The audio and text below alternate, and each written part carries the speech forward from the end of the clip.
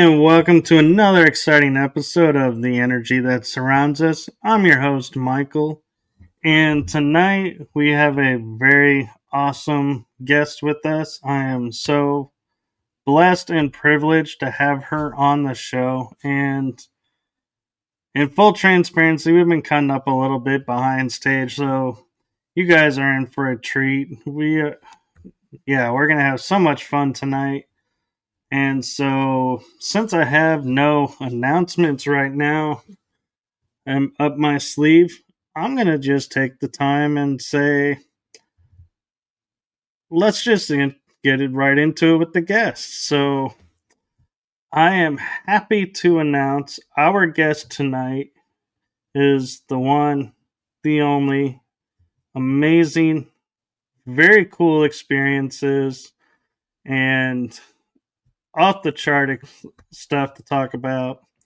I give you Shelly Burk Robertson. Hi, everyone, and thanks for having me on the show. Nice Thank to you. be here. Yeah, thank you for coming on. And so, there are probably a lot of people who do know me and some who don't. Basic information about myself is I own the old Paulding Jail in Paulding, Ohio. It's one of the most haunted locations in the state of Ohio. I have owned it for 10 years, and I have a lot of research. It's actually a paranormal research center. A lot of information I have uncovered over these years is just mind blowing. There's been handfuls of people who's been along for the ride, and it would take probably 5 shows to tell everything. Truly, truly. Well, we can schedule that for you if you'd like. It would take, it's like a soap opera unfolding with the spirits there at the jail. And if I didn't have video and audio recordings, people would think I was just lost my mind telling the stories. So, for those who don't know, can you give a little bit of background of the old Paulding Jail and how you came about becoming the owner? Sure. The old Paulding Jail is the oldest building in Paulding County. It was built in 1876.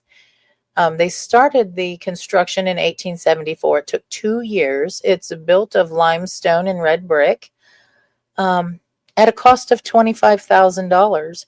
Now, that doesn't sound like much, but back then that'd be a lot of money, right? And it is one of the oldest buildings in the state of Ohio as well. And how I came about buying this location was there was a restoration company up in the Paulding area that area in Ohio that works on all the maintenance, like on the old libraries and courthouses and all the historical buildings. Because when you have a historical building such as those, you have to have qualified people to do work on them. That's just some of the rules. Well, the town commissioners, they was going to demolish, secretly, mind you, demolish the building. And the local historical society got wind of it, and they called in all the newspapers and television stations and threw a fit about knocking down that building since it is such a historical landmark building. And it forced the commissioners to put it up for auction. And so the restoration company bought the building and saved it from demolition. Now, they owned it for a couple of years, and when their work dried up in the area, they went back to Florida because that's where they were from, Florida. They found it hard to maintain and work on any restorations. So I got wind that they were looking to sell it, and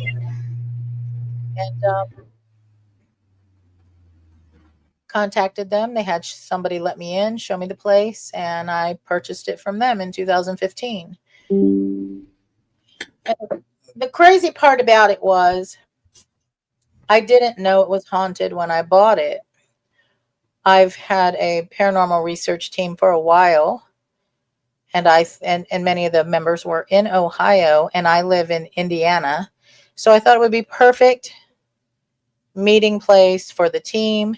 And my original plans was to restore it like a museum. However, first day in, plans changed.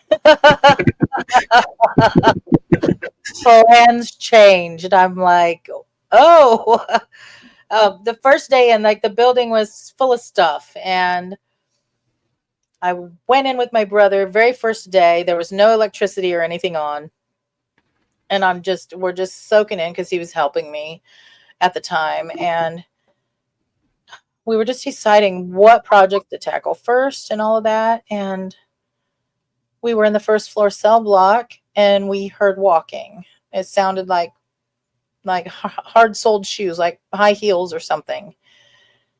And then we heard a woman's voice come over the intercom system. And there's no electricity on at the building now. And we're like, okay. And then when we went to leave, we got ready to walk out the door, and then this huge male voice, disembodied voice, told us to get out. And that's when I turned around and looked at my brother and started to chuckle. I said, yeah, we're leaving, but I will be back. There's a new sheriff in town. And so there's so many weird things coinciding with me getting this building. Like, I'd go in there, some of my family would come in to help, and they would disembody, call my name out. Everybody would hear it. And I'm like, I don't, okay, this is all right. And then I got to know over the years, these spirits on I'm going to say like a friend and family kind of basis. Like, I talk to them about everyday things as well, not just, hey, can you make a knock? I don't do that stuff with them really. We talk about, and they answer, and they're very much aware of current events, presidents. It's amazing how aware they are of all of the things that's going on. And they all there's relationships building between the spirits themselves. It's crazy. It's crazy. I'm just picturing a reality show popping in and going, Yes. the lifestyles of the ghost. Who's dating who? And it's just, I tell you what, it sounds insane when I tell some of the stories, but we have footage and audios and everything of it, and it's still, it just sounds crazy. So one very odd thing that I found out over the past couple of years was all of the spirits except for two, they're in my family tree. Really? Yes. So that was a little overwhelming when I found that out. Yeah. So I guess it's a destiny thing, I think. Yeah, and I can't help but thinking in my head and going, were they the inmates or on the other side of the bars? Actually, most of the people, the ghosts that I speak to up there are not inmates. I think there's only a couple that are actually inmates that I talk to. The rest of them were like sheriffs or There's even children there, and I don't really know why some of the children are there. And there's just other people that are not connected to the jail per se, but might be connected to another spirit or me as a family member. You know what I mean? Right. It's just so bizarre. Well, the kids could be there because there were some jails in the 1800s that the sheriff, because he had to stay at the jail, his family was given a place to stay as well at the jail so they could stay together. My jail particularly, the sheriff and his family did live in the jail up until 1977, and then after 1977, no sheriffs lived in the building anymore. But yeah, and I've tried to link some of these children with past like sheriff families, and I have not had any luck with that matching them. So Um, that's interesting. it is. And going back to the beginning of your introduction, you talked about the jail being built out of partly out of limestone. Do Yes. you think that is why so many spirits are able to reside there? Is the limestone is feeding them the energy? Well, the limestone and the iron in the building definitely are conduits. I will say that. Um, we also have transients that come and go. It's almost like it's a meeting place or something. And maybe the kids think it's a safe place because back in the day, sheriff stations, police stations, those were safe places. You know what I'm saying? People didn't Right. look at those places like they do today. Right. People would just get together and hang out and play cards or Mm-hmm. Mm-hmm. And so that could be, you know, a few of these kids aren't with their parents or whatnot, so maybe they just feel that's a safe place. I mean, there's nothing demonic in the building or anything like that. It's just I tell you my best example, what I tell people, what the spirits are. They are people without their bodies. That's what I've come to find.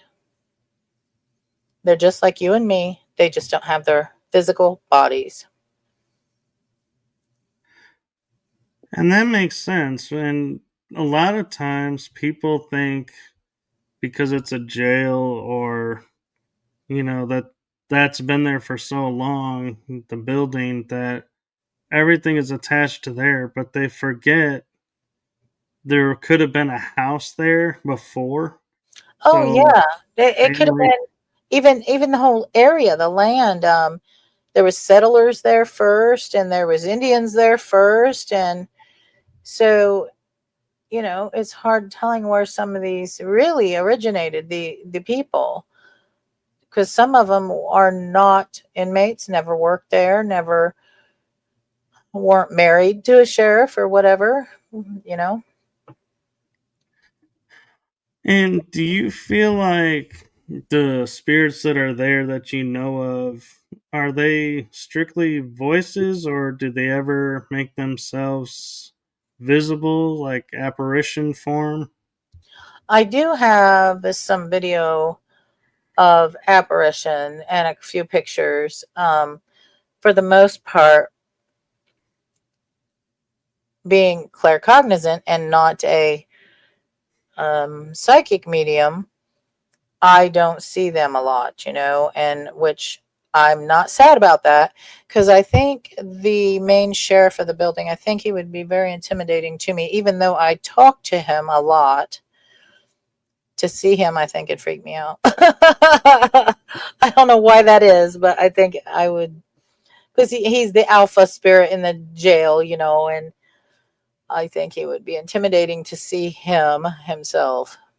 Well, and you have to think back in the 1800s, if you looked like a pushover, the town would just ignore you and just whatever. And to be sheriff, you had to be Be a tough guy, yeah. right.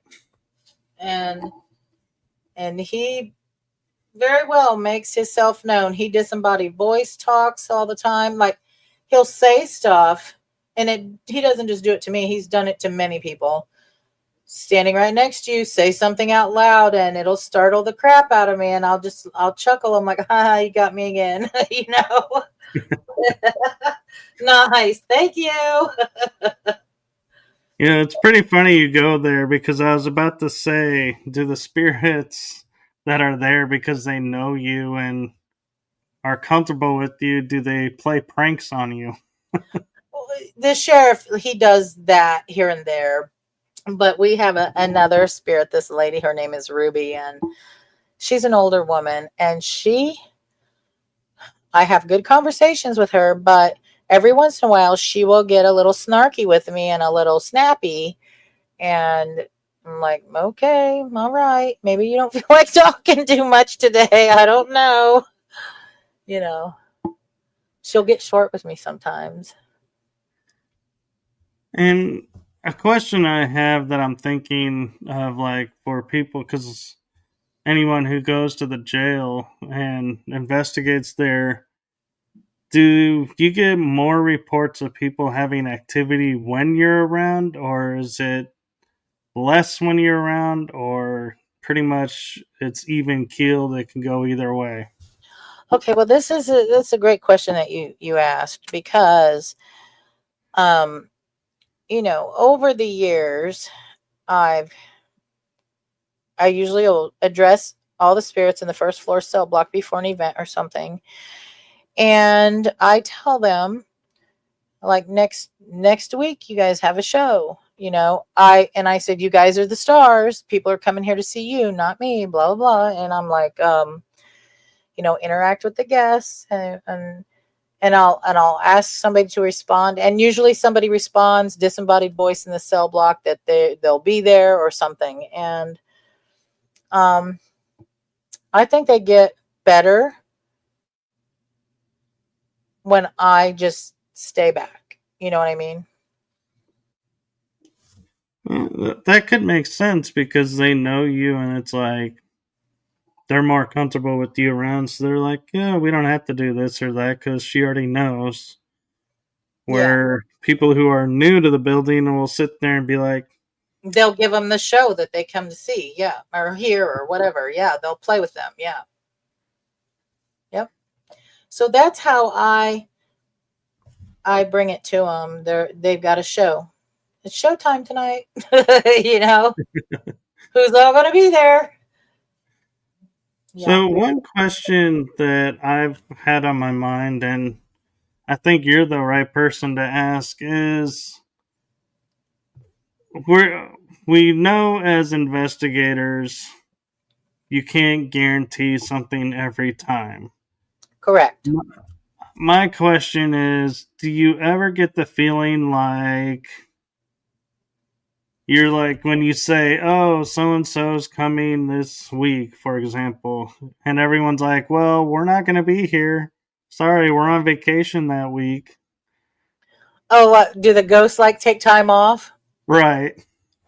Not everyone. Not everyone. Now, we've had nights where maybe only two of them will interact with a group, but I can count on one hand nights, and I've owned the building for 10 years now and been letting people do private investigations, and I do public hunts.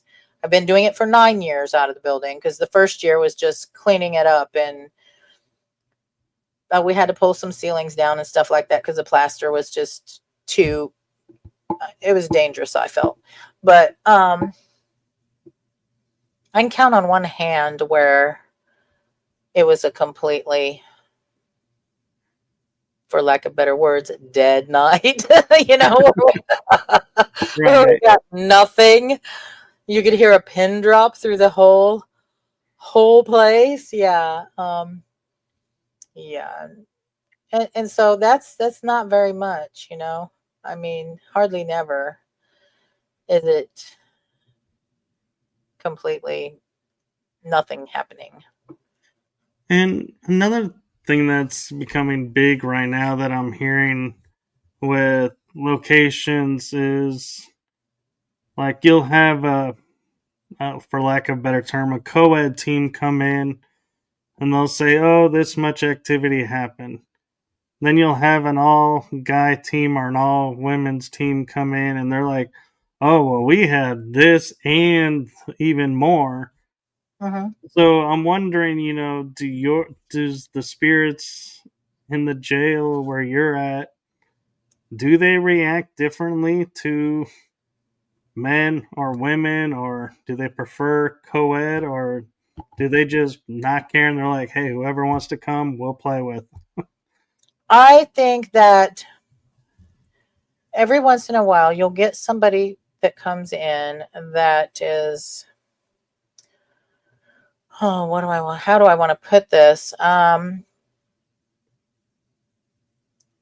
Kind of like an aggressive person, but I don't let provoking in the jail. Now, I find that those people or negative people won't get as much activity. I don't think it matters the gender, it's the attitude of the people.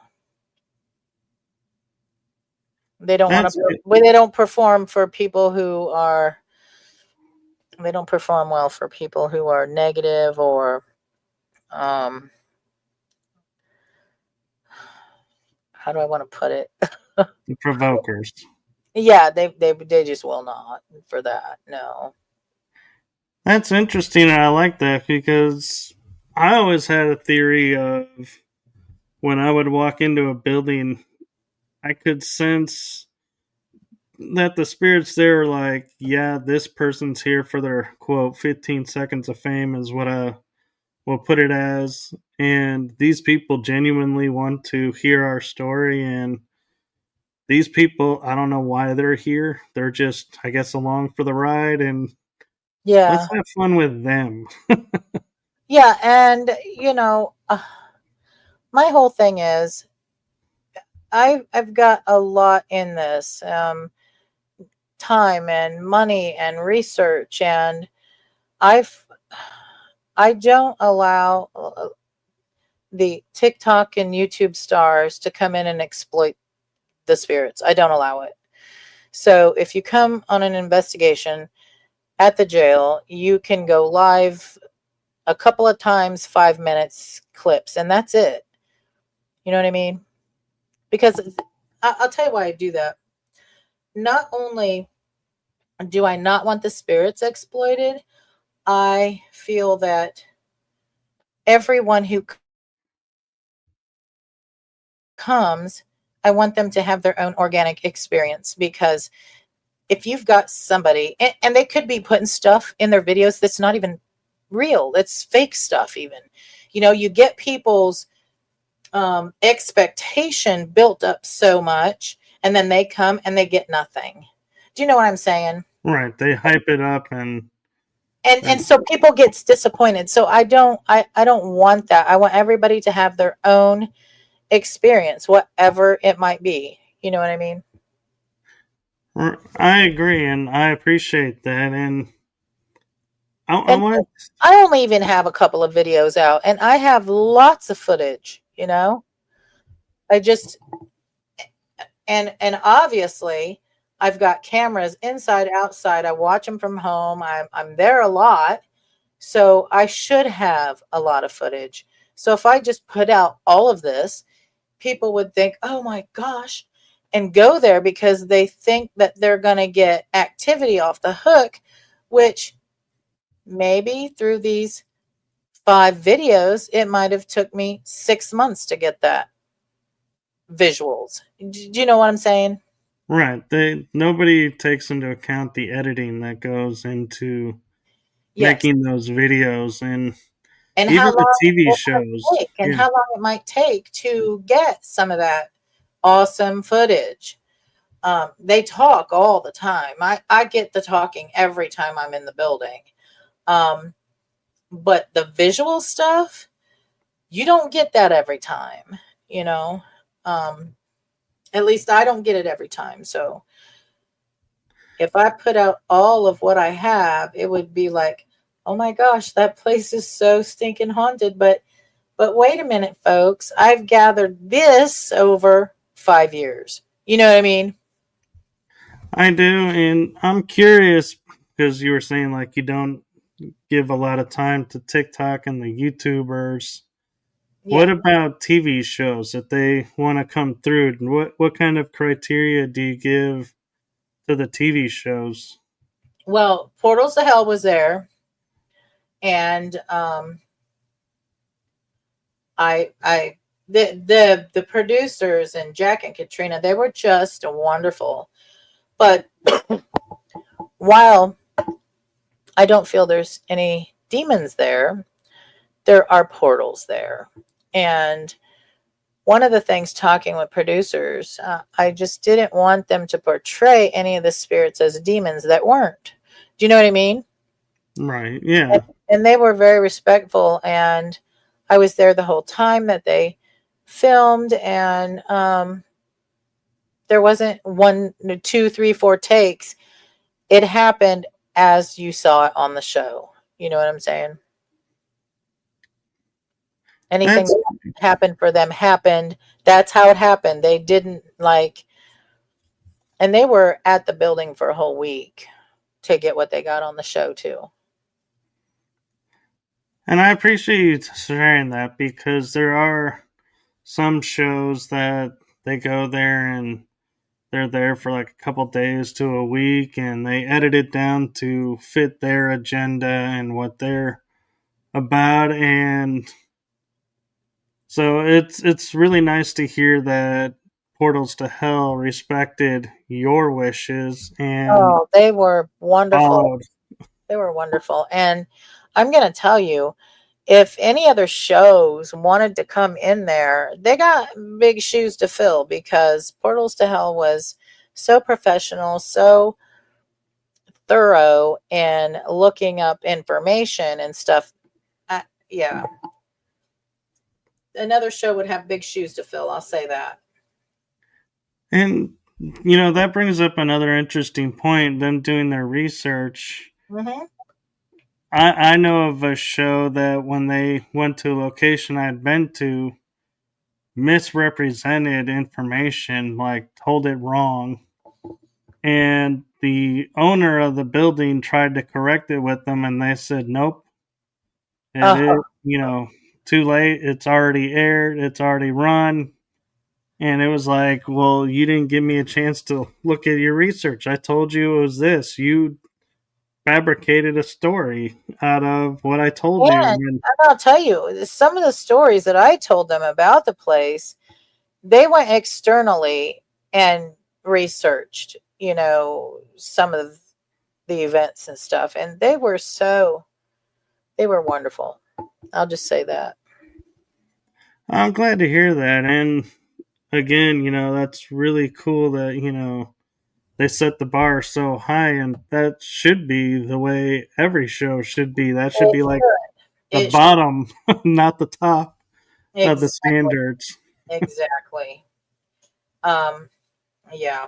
So I would probably, depending upon the shows, be a little reluctant to have them in there. To be honest, I am so protective over that place and the spirits. It's not about money or anything for me. It's some of my life work, and those spirits are literally family and like friends, and you protect those. You know what I mean? Right. Exactly. I mean, if I had a haunted location where I had ancestors living there, so to speak, and talking and sharing their experiences, I wouldn't want someone to come in and go, "Oh, and make up this story and hype it up so everybody wants to come in and flood the space under false pretenses." I'm like, this is my family. You crossed a line there, in my opinion. When Right, you mess with my family. right. I'm not about any of it. So, I mean, it sounds like I'm a gatekeeper in a way, or a I am a nagging Nelly. But I'm just tell you what, if those who own properties, who invest time and research in them, will know exactly where I'm coming from, I think. Well, and sad thing is, there are teams out there. I've heard of them. I haven't collaborated with any of them, or not at least not knowingly. Who, for example, would go to like the old Paulding jail and like chip away something somewhere and say, "Oh look, we got a souvenir from where we went." And I'm like, "Why? Why would you damage the place that you're Oh, at well, or something like that?" here's another thing. For anybody that wants to come and investigate, I welcome anybody, because sometimes the spirits share more with new people. Like like it took me 5 years to get the name of Ruby's name. She would talk to me all the time, and I'd ask her for her name so I could address her properly. And every time I asked her that, she'd be done talking to me for the day. She just didn't want to tell me her name. But a private team come in, got her name. And the sheriff has verified, and she will answer me when I call her by name now. It's just sometimes other teams can get some of the information that I have not been able to get. So I like them to come in, but they have to be respectful. You know what I mean? Right. And I know one location in Yorktown, Texas, the Yorktown Memorial Hospital. It's a famous location, and the caretakers have a wall downstairs where they're like, write your name down, and you can put the date of when you were there. And so it's like you go there and you can see all the names of the people who have been in this building. And Uh huh. like I signed my name probably two or three out of the five times I've been there. And I mean, it's really nice to see that, but at the same time, it's like I like the fact that it's on the lowest level on a normal wall. So it's like I don't feel like I'm damaging anything. I have got a big eraser board that's in the Sally Bay that the sheriffs used themselves. It's great big, and that's what I let people sign this big whiteboard that's out there. That way, they can feel like they've left their mark without leaving a mark somewhere in the building. You know what I mean? Exactly. And there is one, I know of one or two teams, I don't remember how many, and there's probably more, but they have got these rubber duckies that they put like their logo on, Uh huh. and they'll leave them at a location and like nowhere specific, but and they're like, they'll tell people, hey, we hid something here.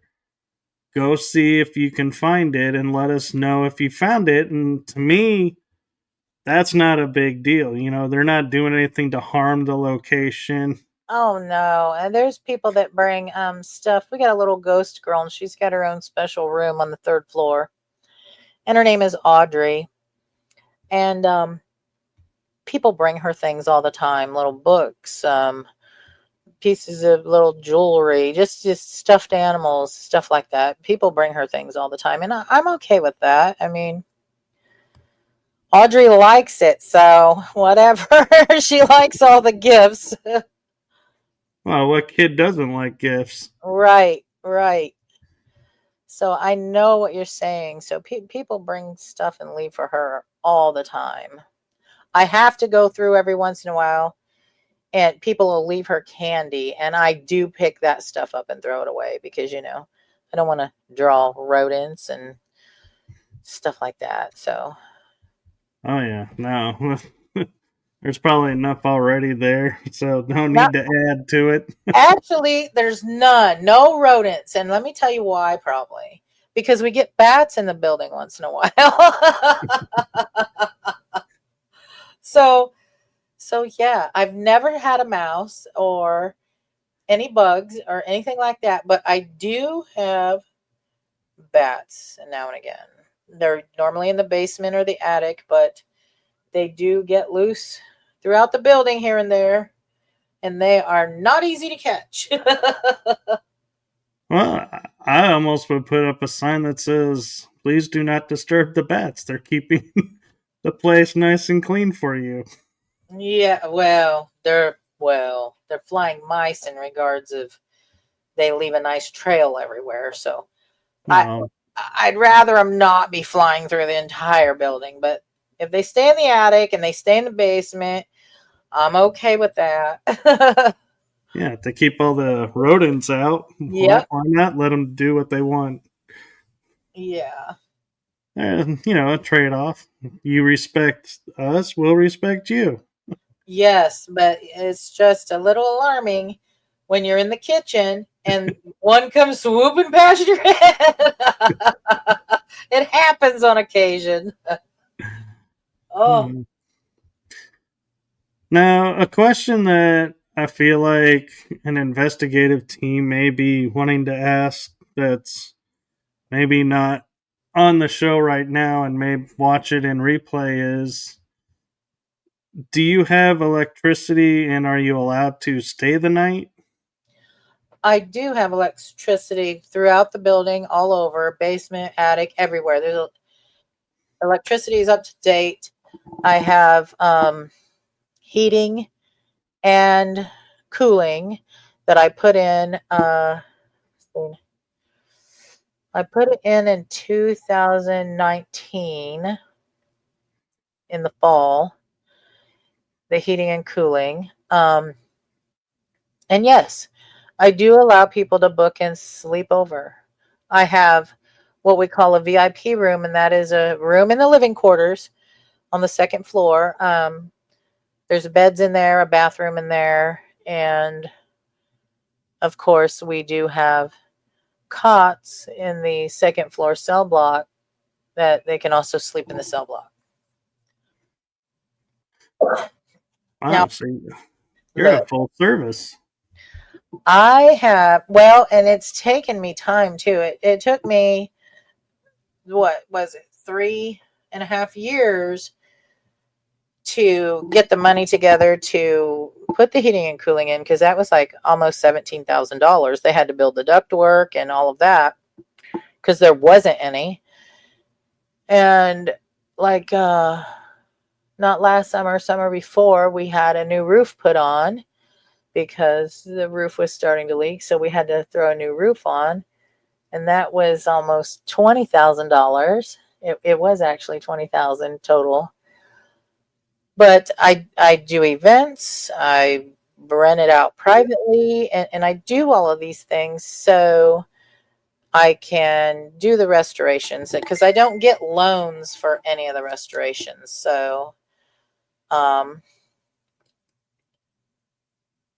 I make the money bit at a time and save it, and when I have enough, and I get a big project done. The next one we're building for now is the windows. So the windows should have been before the roof, but the roof said no, you're going to replace me first because we're going to leak now. so so yeah, I had to do the roof first. So when you talk about replacing the windows because it is a historic building, are you able to put new windows in or do they have to be specific windows that have to be put in? Um, oh, I do not have the historical landmark plaque on the building yet, so I could do whatever. But my plan is to do this to restore all of the windows and panes, not necessarily get new windows, but I would like to restore because they're the old leaded glass with the pulley, the weighted pulleys that hold them open and stuff. I want to save as much of the original stuff that I can, like the woodworking and all of the things. So I am going to restore as many of them that can be restored. And if it can't be, then we'll have to replace, if we hit some that just can't be restored. But right now they're so drafty and leaky, and they're really bad. So we have on the inside, we have insulation boards covering all the windows. And they're those really tall windows too. You know what I'm talking about? Those, what are they, 5 feet, 6 feet tall windows, whatever, Right. or so. Um, we have insulation boards covering all the windows to kind of keep the heat in the winter and the cool in the summer. So when you come in, it's like you're in the twilight zone. You can't see out from anywhere. You come in and you're just in there.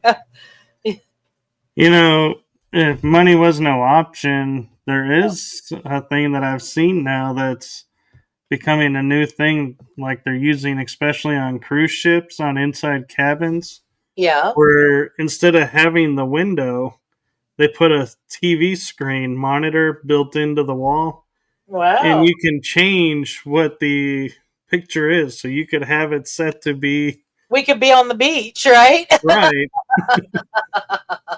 That would be fantastic. Oh, we're in Las Vegas right now. Yeah. Yeah, I haven't seen those, but so I mean, it's bits at a time, bits at a time. It's people think it's all fun and games to have a haunted location, but if you're really invested in restoring the place, it takes a lot of work and a lot of money. Oh, it does. It does. And this is, I guess, a lifetime job for me now. I don't know. And you'll see people that get several properties and can barely fix anything on any of them. Do you know what I mean? I do, and along those lines, I have a couple of times been to a jail here in Texas. It's called the Old Anderson Jail. Uh-huh. And one of the things that's really cool about this location is the big door that they slam shut to kind of announce to all the inmates the doors are closed. Yeah. He has one that's operational that you turn by hand to Oh, open wow. and close. And everybody has fun playing with that. Whenever they go there, it's like one of the first things everybody does. Right, right. Because it's a novelty. It's a big deal, and to have it still working is awesome. It is. And so I was wondering if your jail has anything like that. Well, the main attraction at my jail is the dungeon area, of course. And it's very haunted down there. It's the cells in the basement. And way back in the day, there's so much about those basement cells. I mean, the restoration company, the entrance to the catwalks and stuff was bricked over, and each cell was bricked closed. And when the restoration company had bought the jail, they saw on the blueprint that that's a false wall and all those cells were bricked over. So they opened up the catwalks and they opened up a couple of cells. And one of the cells that they opened up had evidence in it from a 1960 cold case, murder case of a 15-year-old girl in town that's never been solved. And we're like, okay, so why was that all bricked in? You know? Right. I mean, but it's very haunted down there, and there's several spirits that talk down there. And that is a main attraction. Everybody wants to go into the dungeons and do, you know, sessions in there and Estes in there and all kinds of things in those cells down there. And they get a lot of evidence too, so and no wonder. But I would say that is the main attraction. So, along the lines of that, I'm wondering, is there anything that while you were cleaning up that you were like, what is this? Where did this come from? And be But, looking at it, and then someone says, oh, that's from this decade, and that would have belonged to so and so. well, it's funny that you ask that question too, because when I first got the jail, I talked to the local sheriff and I said, hey, if I find anything in here, do you want it? Can I use it? Can I put it on display? Because eventually parts of the jail will be like museum like the front room, which was a sheriff office at one time and then turned into a deputy squad room. That's going to be dedicated to all the sheriffs that ever worked in the building and some of their biggest cases. And I said, if I find anything, and they're like, no, if you find anything, we've been through there 1,000 times, it's yours. So I came across a ledger book. I come across two items of evidence, and they're marked as such. And I called the sheriffs and I'm like, hey, I found this blowed open safe front. Do you guys want it? And they're like, no, you can have it. And I'm like, okay, cool. And it's got the evidence labeling and stuff on it. It's so there are some artifacts that I've come across that's pretty kind of cool that they're allowing me to keep. Uh, at one time, though, I did come across, while I have the blueprints to the building, the restoration company gracefully left those for me so I wouldn't have to purchase them again. But I found the blueprints to the new jail, and I was like, I don't want these. I don't feel comfortable having these in my hands. So I called the sheriff and I said, hey, I know you said whatever I found I could keep, but I'm just not comfortable with this. I said, I have the blueprints to the new jail. And they're like, oh, we'll be right over to get those. Yeah, I'm sure they would be very pleased to find a Yeah. framed copy on a wall for Oh the my public God. to see. Going, Right. You could see all the what? vulnerabilities on the new place. And I was like, I don't want these falling in the wrong hands. I'll hang on to them until you get here because I'm just not comfortable. I'm not responsible for nothing that happens, you know. And another interesting question I have for you, because it is a jail, and people get spooked or anything by the slightest sounds. Yeah. Have the police ever been called during an investigation and be like showing up and going, what's going on? Or if there is no investigation, do they get calls and call you up and go, are you over there right now because we're getting reports of this going on? Not the police, but there is neighbors that would call me and say, "Hey, we didn't see your car, but are you in the building right now?" And I'm like, "No, why?" Because we see somebody on the second floor in the window and blah blah. And I'm like, "Okay, hold on a second." And I'll turn on the cameras and I'll look all over the building and I'm like, "No, no, there's nobody live in the building." So there's that. But one time, this is funny.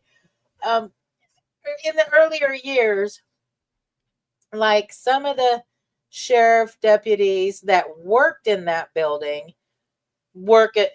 are still working deputies and they work at the new building, but they'll get rookies and they'll come over. They've came over and they'll be like, hey, can we take them around and show them what we used to have to work in? And I'm like, sure, go ahead. So the supervisor had brought some rookies over and shown them around. And when they left, I noticed a radio on the kitchen counter, and I'm like, uh-oh, and they'd already gone. So my cousin was there with me, and I said, I don't know, what should I do? Should I talk on it? She's like, I don't know what to do. I'm like, well, somebody has to come and get this. So I get on it and I said, hey, this is Shelly at the jail, and somebody left their radio here. And it was the supervisor's radio. And Uh-oh. everybody, even over a couple of counties over, heard that. And he was razzed for a long time. Yeah. I'm sure he also said to you, please, if you ever find my radio, don't announce it to everyone. Because I guess so. The deputy that come after it, he's like, yeah, when we heard you start to talk, everybody perked up because that is not normal. I'm like, not normal sheriff jargon, and I'm like, well, I didn't know what else to do. See, you're better than me. I would have had it and been banging on the jail cells, dragging a pipe or something, banging each Right. ring and be Guess like, where this is at. hi. It's like, hi, can you guess where I am? Right. But so that was kind of comical. But yeah, I can't think of any no other instances. I have been called several times by neighbors, though, thinking I'm sure the something. neighbors love when you say there's nobody in there, and they're like, I'm looking right at somebody Yeah, in yeah. there. I'm like, nope. I'm looking at the cameras. I don't see anybody. There's nobody live in the building. Nope. So that's usually pretty interesting. And a couple of the houses that's close to the jail are really haunted as well. So um, I've been called about some of the houses. So I'm like, I don't know. If you want me to come over and check it out, I will. And they're like, we're just so afraid. If it was me, I would not be going by myself. I would be like, officer, you're coming with me, right? A funny thing is, when I first bought the building, it was so noisy. Like, when I say noisy, I mean a lot of disembodied talk. Um, the cell blocks were so loud, like it sounded like there was a banging in there all the time and the doors slamming all the time. It was so noisy. And I was not comfortable being in the building by myself for the first probably 6 months because it was so noisy. And then it took probably, I owned it for 1 year before I ever spent the night there by myself because it's so noisy. It was so noisy. Now, I've owned it for 10 years and people spend the night, and I'm like, yeah, there's cots in the second floor cell block. You can take your pick which one you want to sleep, which cell you want to sleep in. But let me tell you, on the second token, I would never sleep in those cell blocks, and I've owned the building for 10 years. That is comical, don't you think? It is, and you talk about having cameras on the inside and outside. Do Yes. you have a viewing area inside the jail as well where people, if they're like a team of, say, 6 or 7, somebody can sit in an area, watch the screens, and tell everybody, hey, there's somebody or No, something going on no, over here? no. The monitors are only in my office, so um, I don't. My office and my sleeping room is not accessible. Now, like if I see something, because I'm there all night, because I live 3 hours from the jail. So when a private comes in, I don't let them in and then go home and then come back and make sure things is locked up. That doesn't make sense to me. So I'm there the whole night, but I'm in the office. And if I see something, I will let them know, hey, you know, and I will let team members come in and look at what I'm seeing. You know what I'm saying? So that's really cool. And do you record and keep it for a while? So if Oh, somebody, yeah. If somebody says, hey, can we get a copy of what just happened? I'm like, sure, sure. I don't have a problem with that at all. that's really cool. And I was also thinking, like, if it's like 3 a.m. and they're like, we're hearing something, but we're not picking it up on anything. I wonder if Shelly's picking up on it. And if you've gone to sleep, you can go back and relook at it and go, Yep, yep. oh, I do. yeah, here it is. And another thing too, when you're in the basement, a lot of times they'll be walking through the kitchen. You can hear the walking all over the floor. And I tell people, if you hear walking, just know I do not come out of the office while you're in session. That's, I just will never. And if you hear it and you want to roll cameras back so we can see if we could see anything that was walking, I'll be more than happy. We can check it out and see if we caught anything, you know? Um, yeah. Uh, so I'm kind of curious, and I know we're getting close to the hour, so I don't know if you have to go right away and because of the hour, or if you have a little bit of time to keep talking. Oh, I have a little bit of time. Okay. Because my question is like when you're looking back on the camera, like if you invited somebody in because of something you've seen or checking something, do you have a lot of times when somebody will say, "Oh, wait, hold on, stop, what was that?" and catch something that everyone had missed? Oh, yeah, that's happened before. It sure has. It sure has. And I'm kind of wondering, like, do shadows appear and then you're like have to be the person that goes, well, I hate to tell you that happens a lot when a car goes by, and so that's probably what you got here. Well, here's the thing. When you see a shadow in the jail, 99.9% of the time, because we do have shadow spirits there, it's not going to be from a car driving by because all of the windows are boarded over. Oh, that's right. You said that. So there's no light source. So for no car headlights or anything like that. So it's, Well, and we get them in the cell block, mostly the top floor cell block. Um, we get a big guy, and we filmed him several times too, and guests have filmed him. And one thing that I have come across, I'll share with everybody because I like to share information, and I think that a lot of people don't share enough, and that needs to be fixed. I think in the within the paranormal community, people are just like want to think they're the only ones to get something or know how to get something. I think that's crap. Okay, but yeah, I'll tell you what I have found: how to capture the shadow spirits on film every time you see them, just nearly every time. Your regular, and it took a long time for me to figure this out.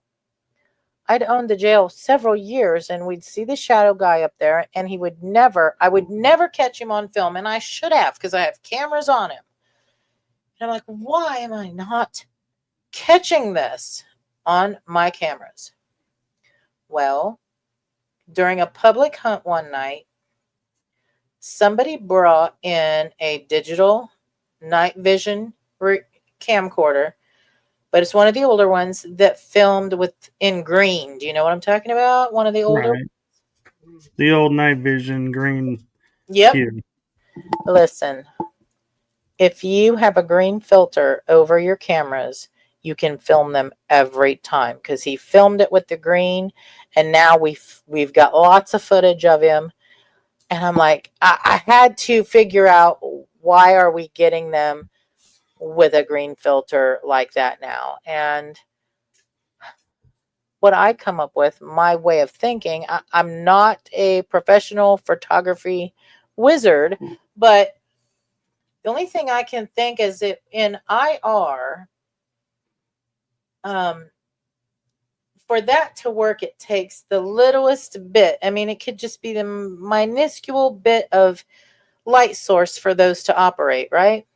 Right. Well, I'm thinking what happens when you introduce the little bit of light source to a shadow? Poof, it's gone, right? But there's Right. but with the green filter, it it gets rid of that light source. It do you know what I mean? It does, and it does make sense. And I had an experience where I had a shadow manifesting right in front of me, Uh-huh.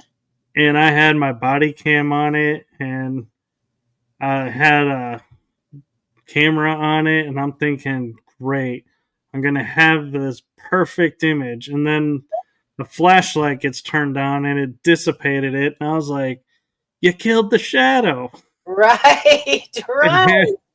They were like, I'm sorry. And I'm like, well, at least I got it on body cam. Well, I didn't because of the IR. And a friend had to tell me, yeah, I hate to break it to you, but shadows won't appear on IR. And I'm like, why does everybody use IR now in paranormal investigating if it doesn't capture anything? I'm telling you, it took me a long time to figure it out. And I'll have a shout out. Pam Harris says hello, Michael, in chat. So shout out to Pam Harris. um, but it did take me a long time, and now I'll tell you another really fascinating thing. And this was found by accident too. Red lights, red flashlights. Oh my gosh. And I'll tell you about the blue lights, and I'll tell you about green lights, and I'll tell you about the red lights, which is everybody will need a red flashlight, and I'm going to tell you why.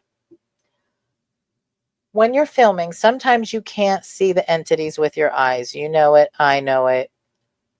And that is because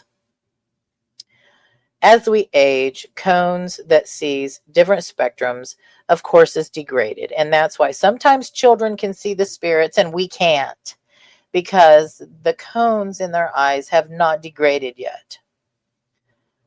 However, the filters on your cameras can catch them. But I'll tell you something really fascinating about the red flashlights. And we've been doing the experiments a lot at the jail, and it just blows me away. So I'll be able to see something manifest, and I'll be like, oh my gosh, get the red light, get down there and pan. And let me tell you, red light lights them spirits up. It makes them glow. Like you can see them really well on your cameras. Yeah, and you can film it as well. Now, blue light, if you used a blue light, a blue flashlight, where the spirits are at, it's like they don't reflect the light. It looks like there's a void there. You know what I mean? You might be shining a flashlight, but and when you hit one, they'll look like black, like nothing. It's like it just soaks it in. It doesn't reflect the blue light. And the green light, don't waste your time. You can't catch. I mean, with a green flashlight, I don't get the entities lighting up like the red. It's the red flashlights. Yeah, it's interesting you say that because when I was ordering flashlights one time, I ordered a red, green, blue, and purple flashlight, mini flashlight. Uh huh. And my mind was going this way whenever I have it on, when somebody takes and walks into a room and goes, oh, I think I see something. And it's like, nope, sorry, that was my flashlight. Not going to happen if unless it's red, green, blue, or purple. So I thought it's an easy way to say, "Oh, that's my flashlight." I Uh-huh. had no idea that I was had in my arsenal of tools Uh-huh. the right flashlights to see things. Yeah, and the red flashlight, I mean, it lights them up so much. You can see like details, it's wow. And I'll tell you another thing I've been working on recently too, and that's frequencies. Different I, frequencies can cause a manifestation. I'll have you know. it's interesting you say that because when I was in Oklahoma investigating with API, they were running a kind of device that was playing tones of like a Tibetan bowl. Uh-huh. And They were doing frequencies, yeah. yeah, it was like you could feel the activity start to ramp up, and Mm-hmm. it was like to me it was better than those little devices that people buy that are like look like copper with a bunch of stones on it. They're like, oh, this is an energy amplifier that's gonna bring the spirits, all this energy. And I'm like, okay, because there's nothing in this device that's generating power, so I don't know how effective this is gonna be, but if you say so, cool. Right. But I have noticed playing frequencies, like I'm talking loud. I'm not talking just like off your phone. I'm using a speaker with it and stuff. It is crazy. It does. You can start to see things too, and they can manifest. You'll get more talking. It's like it energizes them. Yeah, I I don't know. even yeah, I was even doing an experiment with three mag lights, and I know a lot of people don't put a lot of weight in the mag light. That's a 50-50 with everybody, but I was noticing with this couple I was with who were YouTubers actually that figured this out. We were in a location and we played music from like the 1940s. All three flashlights were far apart, instantaneously lit up as bright as they could. You play music from the 1920s, it was kind of dimmed. Play music from like today, and it was like nothing. And we were thinking, oh, we're talking to spirits that obviously lived in this time. And I wonder now, I can't help wonder, like you're saying, music was at a different frequency back in the past. And were they just simply responding really to the frequency of the music, not the music itself? Well, I feel I'm going to elaborate on that because I have done lots of experimentation with music. Um, I'm not going to, I'm talking about spirits that are not residual, that they huh, do like music. And I've had it to where, and we've got it recorded, certain people, just like you might have a favorite song or your friend might have a favorite song or something like that. A lot of spirits, because music is from the beginning of time, any sort of music. But spirits have favorite music songs too, and they do respond to music on an intelligent level, not just we've had them to where they sing along. It's it's amazing. It's amazing. They respond well to music. And some of it could be the frequency might get their attention, I don't know, but intelligent spirits enjoy music. Like the main sheriff in the building is Sheriff John Keeler, and his favorite song of all time is Yes We Have No Bananas. That really, really old tune. Yes, yes, it's crazy. And I then was sitting here half expecting the song I sought the sheriff for. I fought the law and the law won. and then we've got um one of the inmates, and for privacy of the family, I won't say his name, but people who've been at the jail will know what when I tell this. Um, his favorite song was Teddy Bear by Elvis, and he's sang along with that before too. So it's just music is miraculous tool. It is. It's more like a universal language than Yes, anything else that we have. I feel so. It's a really good tool to use, music. Yeah. So yes, we play music, and there's music that they don't like. I have this is funny.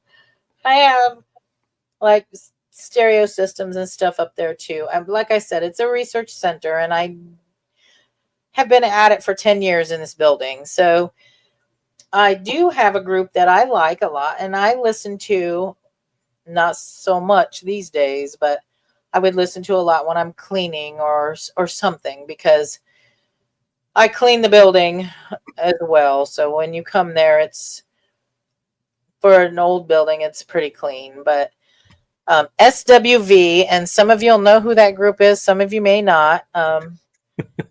They hate that. They smashed a whole system and speakers over that CD because they would turn it off. They would do all kinds of things, and I would still play it. And then, so one day, they smashed the whole unit. And I'm like, oh. I was like, oh my gosh, what do I do? Wow. I Wow. guess it's not a light hatred of the music, it's an intense hatred of the music. Yeah, they did not like that sand group at all. Not at all. And I would be like, every once in a while, I would be like, well, do we want to rile them up? I'll play the music. And so I would rile them up a little bit. Well, you know what? They put an end to that permanently. I'm like, well, I don't want my other system smashed up. So I don't really play that much there anymore. Yeah. I wonder what they would do if you were to play the songs like Working 9 to 5. Yeah. I don't know, but they really liked I had a CD that I recorded. You know how you can listen to police scanners and stuff? Right. Well, I recorded some of that and put on a CD, and I played it up there. And oh my gosh, that got lots of activity. Yeah. Oh, I bet you probably freaked out the two inmate spirits. And the sheriffs were probably sitting there going, man, so much for vacation. We're back to work now. Right, right. So it's, geez. So Ruby upstairs, she has a boyfriend. His name is Jeff. And she let us know, this was last year, so it's been a little bit longer now. This was last, probably summer, a year ago. They had been dating for 9 months. Yeah. And you'll hear them talking back and forth. Like, I have perfect recordings of them talking. It's unbelievable. Unbelievable. So would that technically count as courting, or I is that think so. I think so. And um it's so weird. That's why I say it's like they're like us without their bodies, like in the physical realm. And right? And and I've done a lot of research, um and this is 4 years straight research. I wanted to see if the spirits, the intelligent ones, were aware of 9/11. That was such a national tragedy. So Right. this this would be the fifth year, and I think this will wrap up all I need to know. Um, this year will be the last year that I really concentrate on it. Um, at first, I didn't know what to expect. I just was going to be up there and see if they were aware of it, right?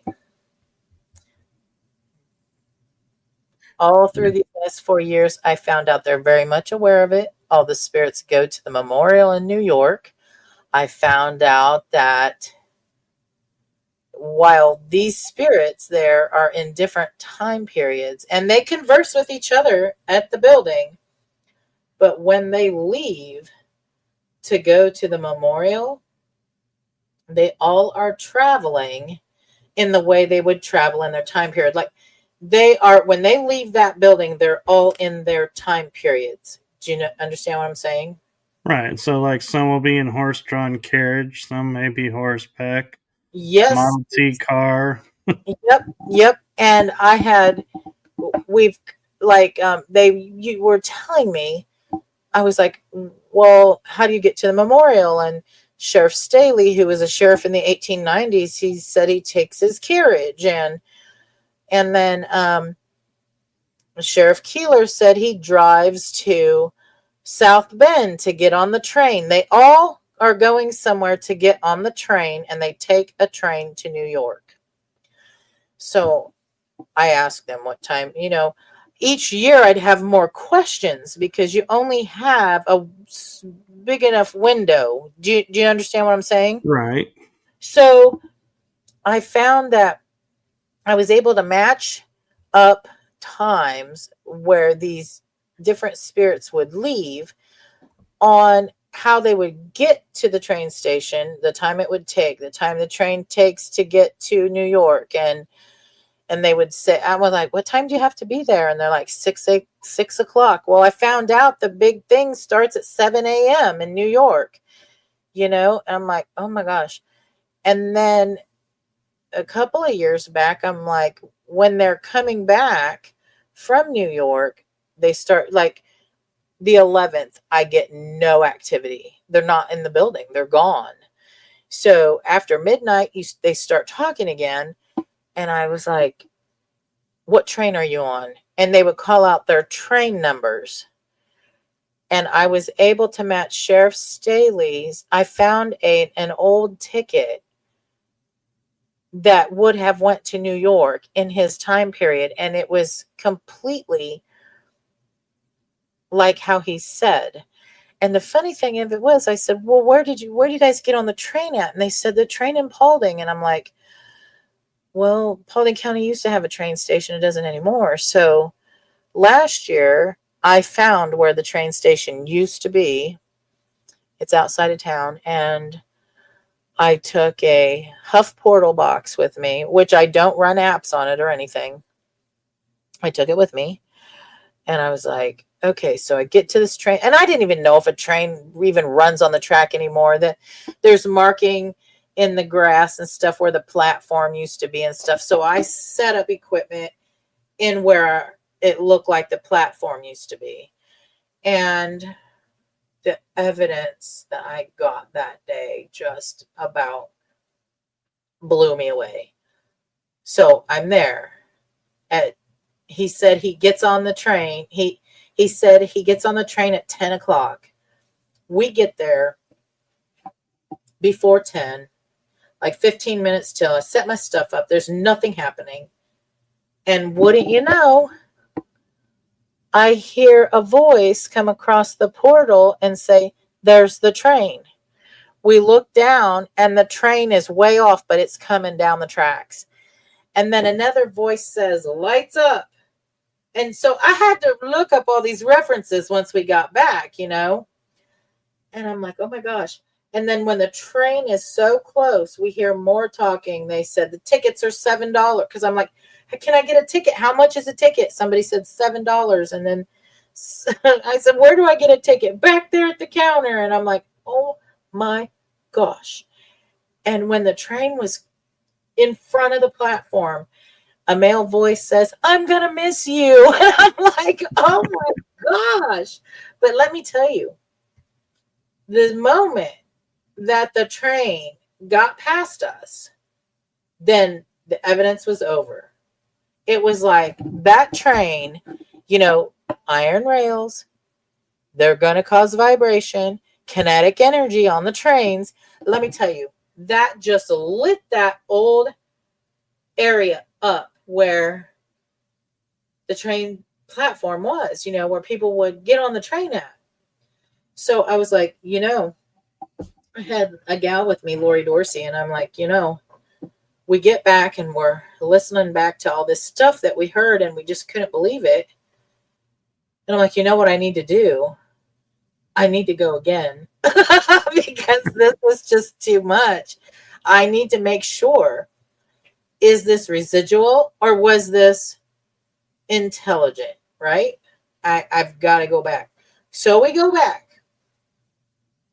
And a train's coming in the other way this time. It's like coming into town instead of going out of town. And same thing, a lot of talking. They said Sheriff Staley was there. The funny thing was at the end, the train had just passed us. And I said, well, maybe I can get a ticket next time. I guess I missed the train. And a voice says, you can go back to Paulding now. I'm like, oh, that was not residual. And I'm like, okay. I got my answer there. But, so was it a physical train that actually went by, or was it a ghost train? Yes, no, it was a real train. Oh, okay. A real train. And I didn't even know at that time that a real train would be coming through, I had no idea. And it kind of makes me think of that TV show Ghost, where the one ghost can use his power to key in stuff and search the internet on a laptop. If little sheriff over there is looking stuff up online to make sure he's there on time. I mean, to match a ticket from what they told us and stuff, an old ticket, it was like after that weekend, Lori was going on a vacation. She went out to Vegas with a couple of girlfriends, and I said,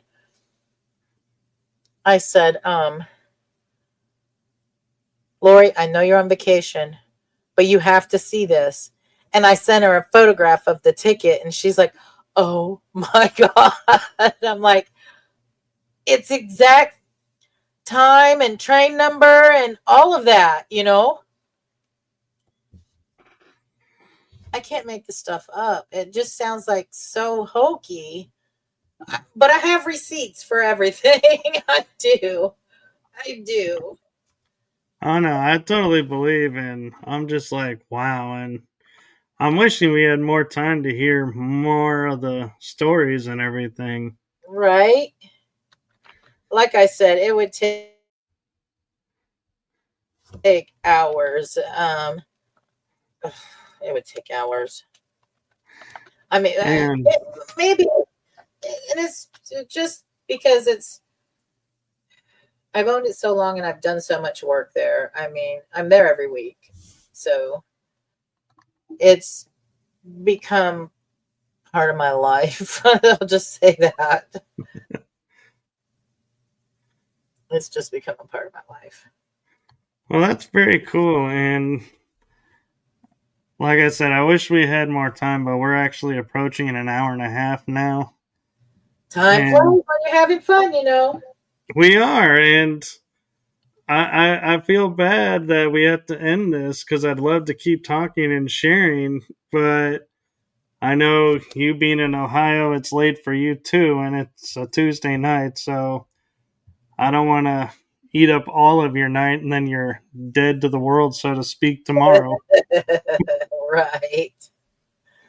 And we got people in chat saying it was a great show. So I want to personally thank all the people who were tuning in and listening tonight and sharing our experiences.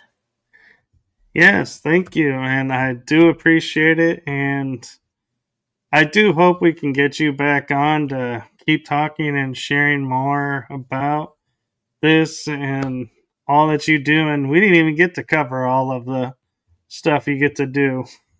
No, and there's more stuff to talk about, and we'll have to do it another time. Well, and with that being said, how can people find you if they have questions or want to book the Paulding Jail? Okay, I have a website. It's called 187pi.com. And you can also follow me on Facebook at just look up 187pi and you can follow me there.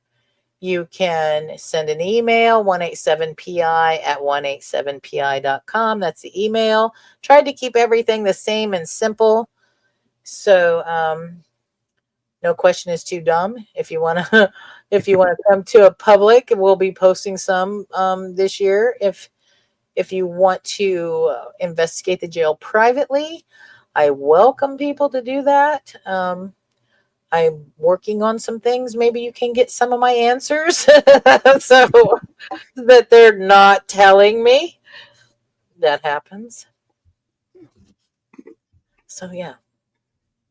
So, thank you. And thank you for trusting me to come on the show because I know some people are a little hesitant when it's an unknown person and an unknown show. So, thank you for trusting me. Oh, you're more than welcome. And thanks for having me on. And with that, I will say good night, friends. Yes, good night, everyone, and we'll see you on the next episode.